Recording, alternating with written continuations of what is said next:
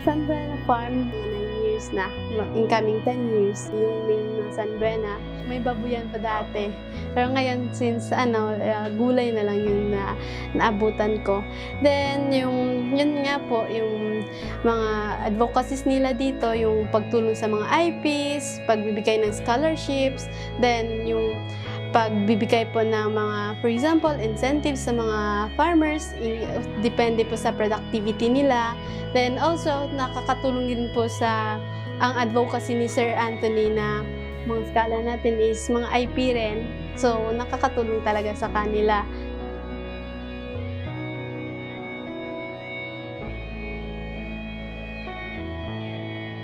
So sa amin dito kay post harvest kami twice a week. Pag ganito flat harvest na namin ganito. Ayan, basta may parang puti na siya. Na, oo. At nagbubuka na yung Pabuka. Okay. hindi na siya maglalaki. Apat kami mag-harvest na hindi abot ng 15 minutes. Monday tapos Thursday. Depende sir pag monitor na mayroong mga insekto. Pagkahapon mag-treat kami ng insecticide. Pero hindi gaano ka, kung sa amon lang na term sa Ilonggo, hindi masingkal gid ka tama pa-spray. Kaya twice a week kami nag-harvest, dapat slight lang na paggamit ng chemical. Kadalasan foliar ang ginagamit namin dito. Foliar fertilizer pang bakuna sa bulaklak, vitamins. Every harvest namin mga 10 kilos ang makukuha namin dito sa nagbubunga kami na tanim para hindi kami maputulan ng harvestin.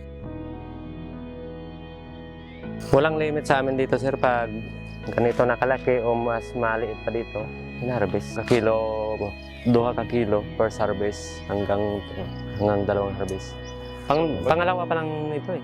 Sa ang mga sangaya sa dalam sir pag kung palagaan mo hanggang 4 months, ikakat mo yung taas. Kaso lang sa amin dito pag 4 months na ang palit natin para hindi kami mapuputulan ng ani. Bali, 4 kami ang nag-operate dito. May tuka-tuka na kami sa amon nga areas. Scarlet. Oh. Scarlet pala ito eh. Tapos, gaano katagal ang buhay ng kamatis, sir? Hanggang 4 months lang. 4 months lang ito. Masilan ito sa tag-ulan. Open season man sa sir, pero kaso lang sa amin dito pag tag-ulan, igo kami ka virus sa diri. Start kami nagtatanim mga October hanggang May.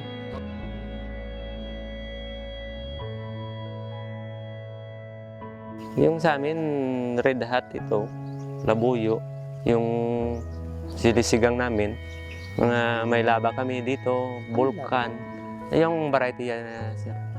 Bale, once a week, 40.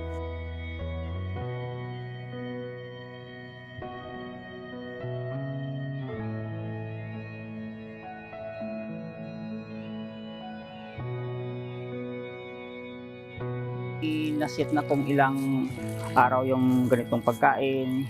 Harvestin natin ng umaga dito, hanggang fry, hanggang sa mag-starter, grower. Pero may doon na tawag namin dito yung talipapa. Doon namin parang bagsakan. 3 or 4 na piraso, 1 kilo. Pwede na yun. Oo. Dito sir is more or less 30 kasi mas malalim dito sa sa mas malaking pond. Ito po is 1 month and ilang days pa lang. Tilapia sir is more or less 3 to 4 months.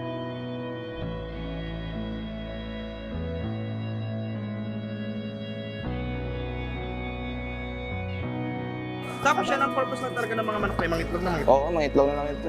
Hanggang pinapakain mo siya. Chicken layer, bari na yung boiler, tawag yung binibinta. Ang capacity nito, sabi ng ating source ng 2 years. 2 years yung tagal niya. Sa isang araw na itlog sa'yo ng isa. Sa ngayon sir, nag-harvest tayo ng capacity niya, 28 sa 900 plus na yan. So, kung sa mga babasahin natin, sa mga 85% na yan. Kasi mga 800 plus na eh. Kasi mga 900 siya. Halimbawa, hindi sa mga itlog ngayon. Pagka gabi, mga itlog din yan. Mula po sir sa pagpasok po ng farmers, pupunta sila sa kanilang area. Yung iba sir is nagwa-watering, yung iba is nag-harvest, yung iba po is nagwi-weeding. Pero minsan po sir is tulong-tulong po sila muna sa watering, tulong-tulong din po sila sa harvesting para mas mabilis po yung proseso ng pag-harvest nila or yung mga gawain nila. Then after nila po ng harvest, sinusort out po nila sa kanilang area. After po nun is dinadala po dito sa production area, which is dyan po sa likod. Then after po nun is quality check namin if tama yung nabigay na produkto, if meron bang pasok sa SM, then ilan po yung ipapasok po sa market kasi magkaiba po yung price range nila. Then after po nun, i-repack po namin. After ng repacking is ilalagay na po dun sa ating tamaraw para sa delivery kinabukasan kasi early pa po yung delivery natin. Mostly 7 or 6:30. Pero kadalasan talaga sir is 7 yung alis ng ating delivery. Yes po. Kaya dapat early din po yung yung pagpacking ng mga vegetables.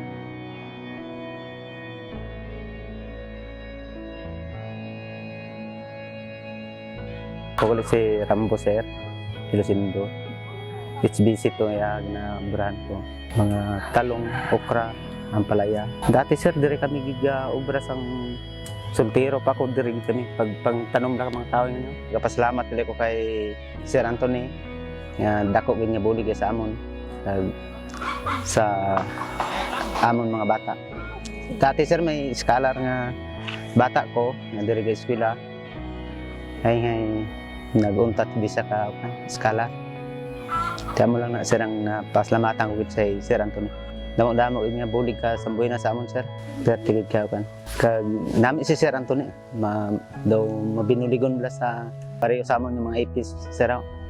Ako po pala sir si Rodin Bautista. Sa area Kakao ako nag-apply kami dito kasi walang trabaho dun sa amin Kaya nag-apply kami dito para may kami nang makita ng ng bibilihan ng pagkain namin. Masaya sir kasi marami akong natutunan dito sa kakao, mag-pruning at saka mag-harvest. Hindi ako dito nagtrabaho.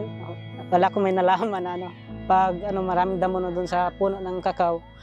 At saka nilagyan namin ng abono yung may bunga at saka maliit na puno ng kakao para mabilis maglaki. Nagpapasalamat ako ng malaki sa San Buena Farm kasi malaking tulong na sa amin. Hinahanapan kami ng panghanap ba namin. Ako pala si Marisa Plasio sa SBC 2E. Ampalaya, okra, saka pipino, talong. Yung aming gulay doon. Masaya naman kami. Tuwing nagtatrabaho kami, masaya din kami kasi nag-usap-usap kami ng ate ko at saka kuya ko. Para maganda yung pagtubo ng halaman kapag kinausap mo. Kung hindi mo kinausap nga lagi ka lang nagsisimangot, mahina yung pulungkot yung halaman, mahina yung bunga. Nagpapasalamat ako kay Sir Anthony kasi nagtatrabaho ako dito. Araw-araw may baon yung mga anak ko sa school. Nag-aaral. Kung wala siya, walang baon yung mga anak ko ay wala akong trabaho. Pasalamat ako kay San Buena nga nakaobra ako diri sa iya, may pagdalawat ako kabugas, may pangbalon ako sa akon mga bata sa eskwelahan. Ginaya pasalamat mo dako kay Sir Anthony. Ako pa si Lunisa, SBC 1, saka Pipino, Rabanos, Aragula, Sigang, Labuyo. Maraming nagtutulong yung San Buena sa amin. Kahit paano lang, hindi na kami nahihirapan ng kahit kunti lang, hindi na kami magbukas sa labas. Nandito na kami nagtatrabaho. Pasalamat na lang po kay Sir Anthony. Wala na po kaming problema na malaki. Kasi may trabaho na kami po, meron na kaming income na sumisilbi. Ako po si Jessica Ilocindo.